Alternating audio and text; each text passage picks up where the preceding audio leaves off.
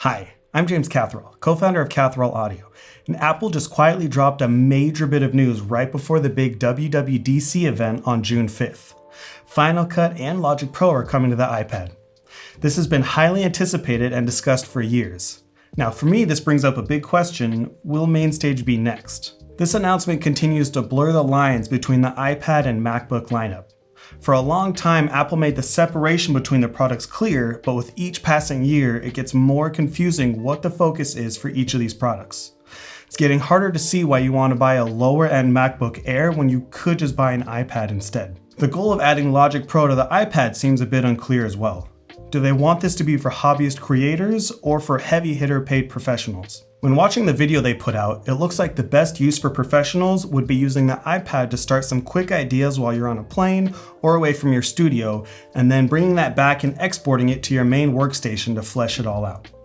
We'll see how that handoff works when it's released. At the moment with GarageBand, you can start a project on your iPad and then send it to your MacBook, but you can't send it the other way around. The wording on the website makes it appear that you should be able to send in either direction, but we'll see how that goes. It's difficult to see what the true benefit would be outside of having touch controls.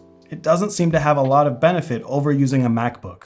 It's not really any more portable with them both being about the same thickness and screen size. But I don't want to be too negative on this announcement. There are some things in this that look really promising. The spec requirements aren't unreasonable, so you could get access to this without dropping a lot of money. You could get a brand new iPad off the Apple website for as low as $329 and start creating great professional quality music for a 5-month subscription fee. Lowering barriers of entry into music creation is a great thing for everyone. And the plugin tiles seem great.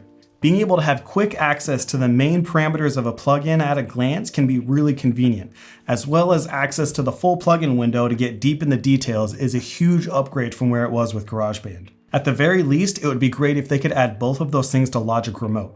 That's one of the biggest things I've been wanting to do on the iPad, is to be able to really get deep in with those plugins. It seems like the reception of this has been pretty mixed. Most users appear to be waiting with bated breath. And the biggest negative so far is asking users to pay a subscription, especially for those that already own the desktop version, is a tough pill to swallow, especially because it's really not even that great of a deal.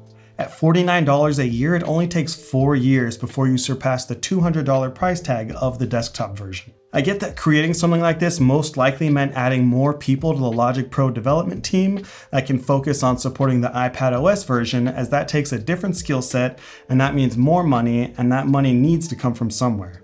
But why does it have to be in perpetuity? Consumers are already feeling major subscription fatigue, and this is unnecessarily adding to that stack. But let's move on to the main topic of this video. With these announcements, it really only leaves MainStage out as the major pro app that isn't compatible with the iPad.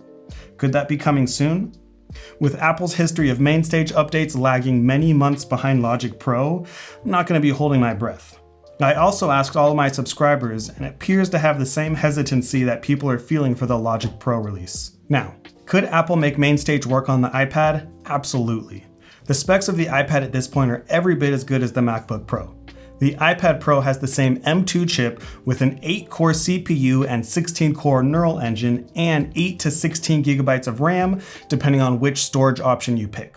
Speaking of which, you can configure it up to 2 terabytes of storage, which is plenty to fit the entire Apple sound library and have plenty of space for other plugins.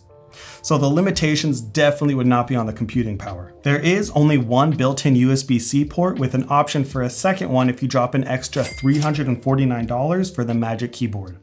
But that's not too big of an issue because you can get a USB hub to attach your MIDI controller, audio interface, and external storage. The biggest issue from a hardware perspective would be the thermal problems. With no active cooling, the iPad will be more susceptible to heat-related throttling and even shutting down if you're using it outside. But even that isn't a complete deal breaker, since there are many different cooling options that you can buy to keep that under control. Now, outside of the subscription model, the other issue that makes this whole situation more difficult to get on board with is third-party support. Apple claims on the website that there will be support for third-party plugins, but at the moment, all we can see for sure are plugins from Baby Audio, Eventide, FabFilter, and Moog. I'm sure there are others as well, but I'm thinking of some of the big industry standard types of plugins, including Native Instruments, Spectrasonics, and Spitfire Audio. Now, I'm not a software developer, but I feel pretty safe saying that creating an iPad OS compatible version of a desktop app isn't a simple undertaking. Looking at the Apple website, it's not clear if even all the first-party plugins will be compatible when it's released. All we can see for sure is Alchemy, Quick Sampler, Retro Synth, and the Drum Machine Designer, along with some of the audio effects like Chromaverb, the Channel EQ compressor, and some of the multi-effects plugins. There isn't a full list to show which will be available upon release, which speaks to the difficulty of getting all of these to be compatible with iPad OS.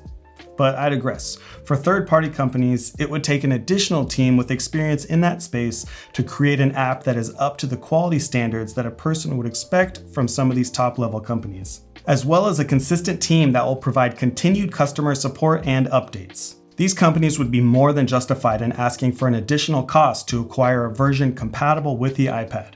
And that makes it more difficult for current desktop users, knowing that on top of the Logic Pro subscription, they'll also need to spend more money to repurchase all the plugins they already own and love so they can use them on the iPad. That's not the end of it either. The only way to download apps onto the iPad is through the App Store. There's a term called sideloading. This is when you download apps onto an iPhone or iPad outside of the App Store.